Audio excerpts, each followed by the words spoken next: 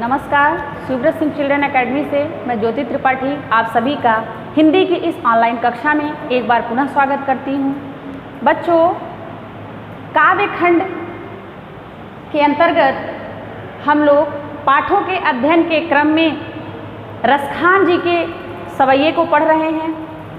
रसखान जी के सवैये में हमने इसके पहले के वीडियो में पहले और दूसरे सवैये पर संपूर्ण चर्चा की, भावार्थ, काव्य सौंदर्य और कठिन शब्दों के अर्थ को जाना। इसी प्रकरण के अंतर्गत आज हम तीसरे और चौथे सवैये का अध्ययन करेंगे। सवैया छंद में लिखी गई रसखान जी की ये पंक्तियाँ साहित्य में अपना एक महत्वपूर्ण स्थान रखती हैं। आज हम तीसरे सवैये का सर्वप्रथम सस्वर वाचन करेंगे। इसके बाद कठिन शब्दों के अर्थ के साथ साथ हम भावार्थ और काव्यगत विशेषताओं से भी अवगत होंगे। तो आइए सर्वप्रथम हम तीसरे सवैये का सस्वर वाचन करें और आप सभी इस वीडियो की मदद से इसी प्रकार से सवैयों के सस्वर वाचन का अभ्यास करिए। सवैया कुछ इस प्रकार से है। मोर पखा सिर ऊपर राखी हो, गुंज की माल गरे पहिरूंगी, ओढ़ी पीतंबर ललकुटी बन गोधन ग्वारनी संग फिरूंगी, भाव तो वो ही मेरो रस खानी, भाव तो वो ही मेरो रस खानी, सो तेरे कहे सब स्वांग करूंगी, या मुरली मुरली धर की अधरान धरी अधराना धरूंगी, या मुरली मुरली धर की अधरान धरी अधराना धरूंगी। तो ये सवैया रसखान जी के द्वारा रचित हमारी पाठ्य पुस्तक क्षितिज के अंतर्गत संकलित रसखान के सवैये से उद्घृत है। प्रस्तुत सवैये में रसखान जी ने कृष्ण जी के रूप सौंदर्य पर गोपियों की मुग्धता का वर्णन किया है।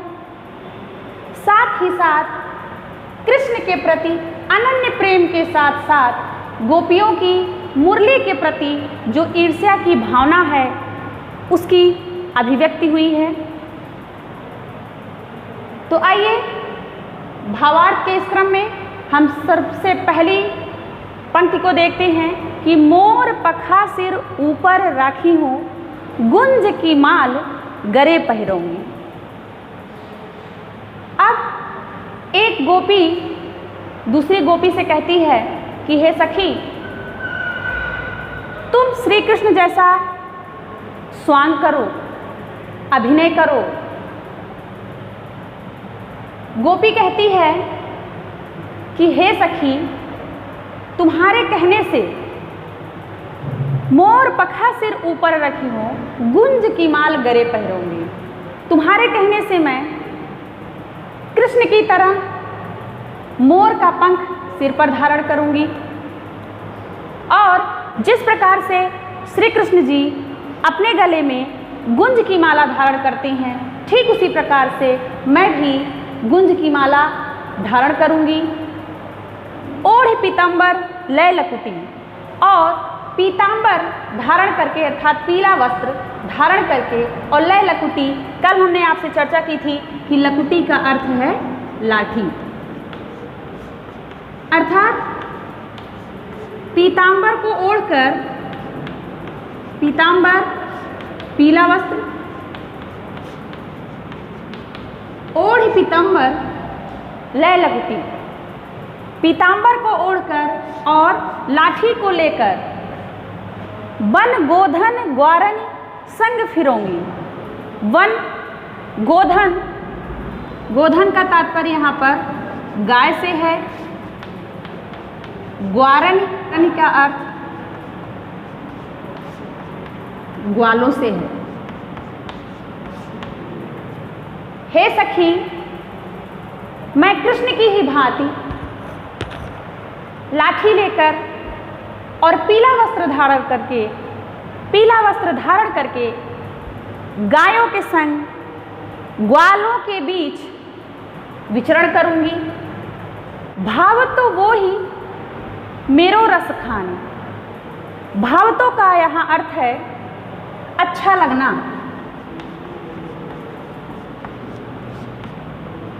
भावतो वो ही मेरो रस खान। रसखान जी कह रहे हैं कि गोपी कहती है कि मुझे श्री कृष्ण का हर रूप मनमोहक लगता है, अच्छा लगता है। मैं श्री कृष्ण जी के प्रत्येक रूप का स्वांग करने को तैयार हूँ। भाव तो वो ही मेरो रस खानी।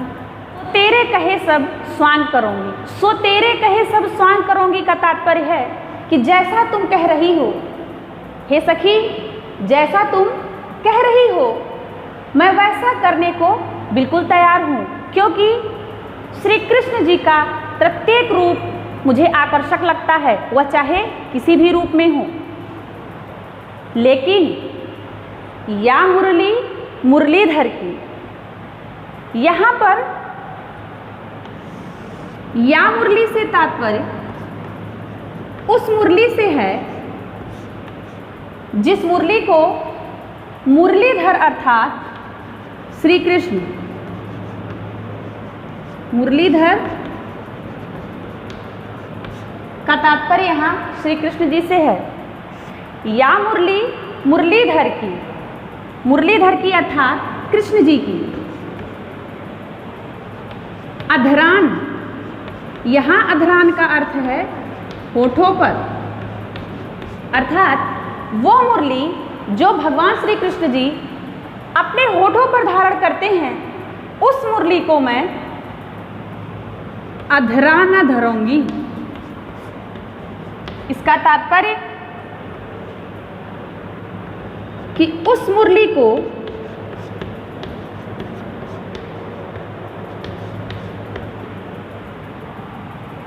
अब यहां पर ध्यान देने की बात है कि या मुरली मुरलीधर की, भगवान श्री कृष्ण जी जिस मुरली को अपने होठों पर धारण करते हैं उस मुरली को मैं धारण नहीं करूंगी। तो यहाँ अधरान का अर्थ होठों पर है और जो अधराना लिखा गया है उसका तात्पर्य है कि होठों पर नहीं। तो जिस मुरली को भगवान श्री कृष्ण जी अपने होठों पर धारण करते हैं, मैं उस मुरली को धारण नहीं करूंगी। अब गोपियों के ऐसा कहने के पीछे भाव यह है कि गोपियों की उस मुरली के प्रति ईर्ष्या की भावना है। ईर्ष्या की भावना क्यों है? क्योंकि श्री कृष्ण जी अधिक समय उस मुरली के साथ व्यतीत करते हैं। गोपियों के मन में ऐसी बात है कि भगवान श्री कृष्ण जी को वह मुरली अधिक प्यारी है और गोपियाँ श्री कृष्ण जी से अत्यंत प्रेम करती हैं। उनकी प्रेम की विवस्था है, ये उनकी प्रेम की पराकाष्ठा है, जिसकी वजह से वे मुरली को भी अपना सौत मान बैठती हैं और मुरली से ईर्ष्या की भावना को व्यक्त करती हैं। तो प्रस्तुत पंक्तियों में रसखान जी ने बताया कि एक गोपी के कहने पर दूसरी गोपी श्री कृष्ण के जैसा स्वांग करने को तैयार है। अब यहाँ पर स्वांग शब्द मैंने बोला, स्वांग का अर्थ होता है अभिनय या नाटक।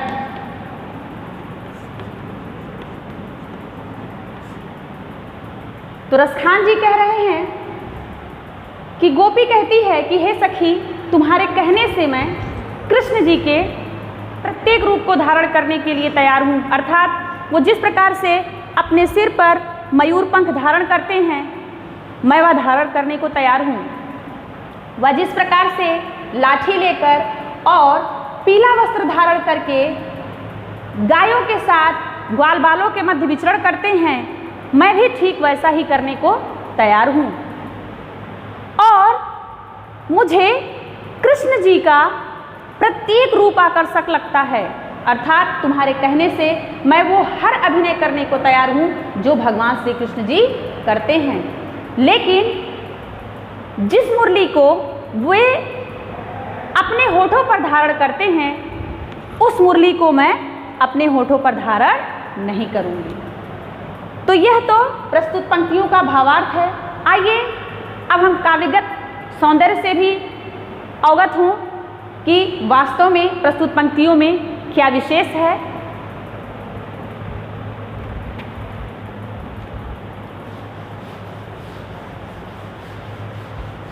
काव्यगत सौंदर्य के अंतर्गत यदि हम विशेष की बात करें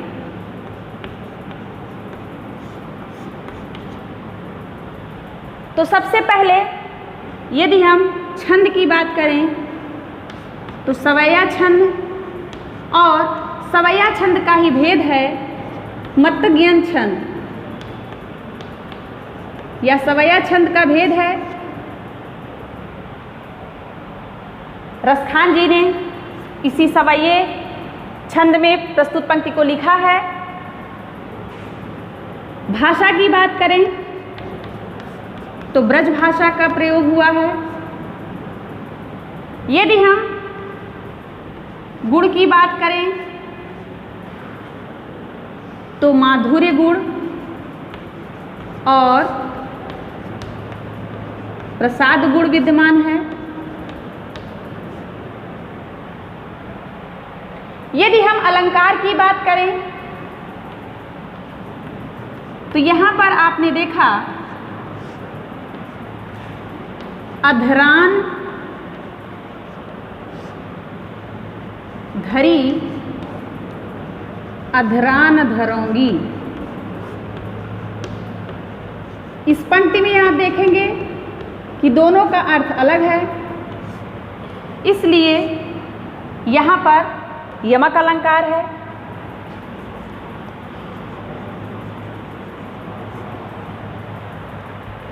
इसके पहले मैंने आपको बताया कि प्रस्तुत पंक्ति में कृष्ण के प्रति अनन्य प्रेम,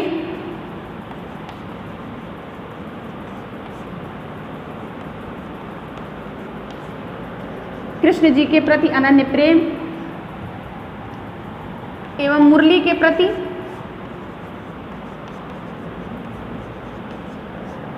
ईर्ष्या का भाव प्रकट हुआ है। इस प्रकार से हमने प्रस्तुत पंक्ति से संबंधित काव्यगत विशेषताओं के बारे में जाना।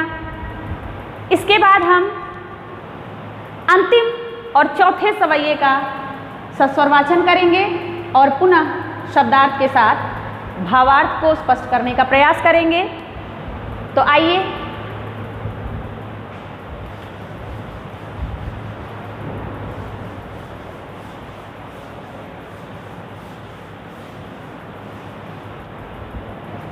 चौथा सवैया कुछ इस प्रकार से है। काननी दे अंगूरी रही बो जब ही मुरली धुन मंद बजई हैं, मोहनी ताननी सोरस खाने अटा चढ़े गोधन गए हैं तो गए हैं। तेरी कहो सी घरे ब्रज लोगनी, तेरी कहे सी घरे ब्रज लोगनी, काली को कितने समझे हैं, आई री वह मुख की मुस्कानी संहारी न जहे न जहे न जहे, माई री वह मुख की मुस्कानी संहारी न जहे न जहे न जहे। तो यह तो प्रस्तुत पंक्तियां हैं जिसका मैंने आपके समक्ष सस्वरवाचन किया। आइए अब हम उसके भावार्थ को जानने का प्रयास करें। प्रस्तुत पंक्ति हमारी पाठ्य पुस्तक क्षितिज के अंतर्गत संकलित रसखान के सवैये से उद्धृत है। प्रस्तुत पंक्ति में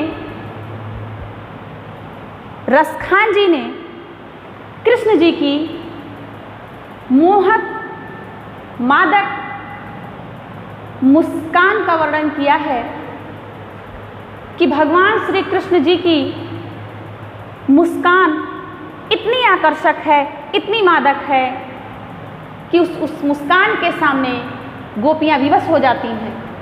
अर्थात कृष्ण जी की वह ऐसी मुस्कान है, उसके वशीभूत कौन न हो जाए। प्रस्तुत पंक्तियों में हम इस उदाहरण को देखेंगे कि किस प्रकार से रसखान जी ने प्रस्तुत पंक्ति के माध्यम से गोपियों की जो आसक्ति है कृष्ण जी के प्रति, उसको किस प्रकार से व्यक्त किया है। प्रेम की पराकाष्ठा का अत्यंत सजीव वर्णन हुआ है। आइए शुरुआत करते हैं। कानन हृदय अंगुरी रहिबो, जब ही मुरली धुन मंद बजेगी। एक गोपी कहती है कि जब भी भगवान श्री कृष्ण जी मुरली की मधुर तान छेड़ेंगे, उस वक्त मैं कैसे अपने कानों को बंद करूंगी, अर्थात मैं कैसे कानों में उंगली दे लूंगी। यह गोपी अपनी विवशता व्यक्त कर रही है। इस पंक्ति के माध्यम से गोपियों की विवशता का वर्णन है कि गोपी कहती है कि जब भी भगवान श्री कृष्ण जी मुरली की वह मधुर तान छेड़ेंगे, कैसे मैं अपने कानों में उंगली दे पाऊंगी। दूसरी पंक्ति में गोपी कहती है, मोहन तानन सो रसखान। रसखान जी कह रहे हैं कि गोपी कहती है कि जब वह मोहन तान छेड़ेंगे, अटा चढ़ी गोधन गए हैं तो गए हैं, अर्थात जब वह उस मधुर धुन के साथ, यहाँ पर जो गोधन शब्द का प्रयोग किया गया है, यह गाय, इसके पहले मैंने आपको इसका अर्थ बताया, लेकिन यह लोकगीत के अर्थ में है कि जब वह उस मादक धुन के साथ उस गीत को गाएंगे, तो मैं कैसे अटारी पर नहीं जाऊंगी, अर्थात उस धुन को सुनने के लिए मैं कैसे नहीं जाऊंगी, अर्थात मैं अपने आप को रोक नहीं पाऊंगी। मैं अवश्य उस मधुर तान को सुनते ही अटारी पर जरूर जाऊंगी। तीसरी पंक्ति में गोपी कहती है, तेरी कहो सिगरे ब्रजलोगन। तेरी का अर्थ यहाँ पर है पुकारना। तेरी का अर्थ है पुकारना, अर्थात ब्रजवासियों के बार बार समझाने के बावजूद, ब्रजवासियों के बार बार ऐसा कहने के बावजूद, काल को कितने समझाई हैं, अर्थात कितना भी समझाया जाए या कितना भी बताया जाए, फिर भी मायरी वह मुख की मुस्कान। हे माँ, कृष्ण जी की वह मुख की जो मुस्कान है, उस मुस्कान के समक्ष कौन विवश नहीं होगा। सम्हारी न जय हैं, न जय हैं, न जय हैं। यहाँ पर जो न जय हैं की आवृत्ति हुई है, न जय हैं, इसकी जो आवृत्ति हुई है, इसकी आवृत्ति से यहाँ पर विवशता का वर्णन मिलता है कि गोपी कहती है कि हे माँ, कृष्ण जी की उस मादक मुस्कान के समक्ष कौन विवश नहीं होगा। अर्थात ब्रजवासियों के बार बार समझाने के बाद भी कृष्ण जी की जब वह मनमोहक मादक मुस्कान विकीर्ण होगी, तो मैं अपने आप को रोक नहीं पाऊंगी, अर्थात विवश हो जाऊंगी। तो प्रस्तुत पंक्ति के माध्यम से आपने देखा कि कवि ने किस प्रकार से प्रेम के वशीभूत गोपियों की विवशता का वर्णन किया है। किस प्रकार से श्री कृष्ण जी की मनमोहक, मादक, आकर्षक उस मुस्कान का वर्णन किया है, यह प्रस्तुत पंक्तियों से स्पष्ट हो जाता है। आइए अब प्रस्तुत पंक्ति में क्या विशेष बातें हैं, हम इसे भी जानने का प्रयास करेंगे। काव्यगत सौंदर्य की यदि हम बात करें तो छंद आप सभी को पता है, सवैया छंद है और रसखान जी ने सवैया छंद का एक भेद मतगंध सवैया छंद में लिखा है। भाषा की बात करें तो भाषा ब्रजभाषा है। प्रस्तुत पंक्ति में प्रेम के वशीभूत गोपियों की विवशता का वर्णन है।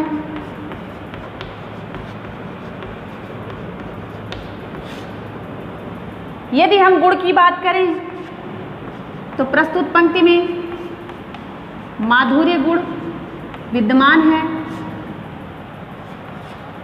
न जय की आवृत्ति होने से प्रस्तुत पंक्ति में विवशता का वर्णन मिलता है। तो इस प्रकार से हमने रसखान जी के सवैये के अंतर्गत रसखान जी के द्वारा रचित चारों सवैयों के भावार्थ को हमने समझ लिया है। आप लोग वीडियो को देखिए और सवैयों के सस्वर वाचन के साथ साथ उसके भावार्थ को भी समझने का प्रयास करिए। हम उम्मीद करते हैं कि प्रकरण आपको पूरी तरह से समझ में आ चुका है। इसी आशा और उम्मीद के साथ आपसे फिर अगले वीडियो में मुलाकात होगी। तब तक के लिए धन्यवाद।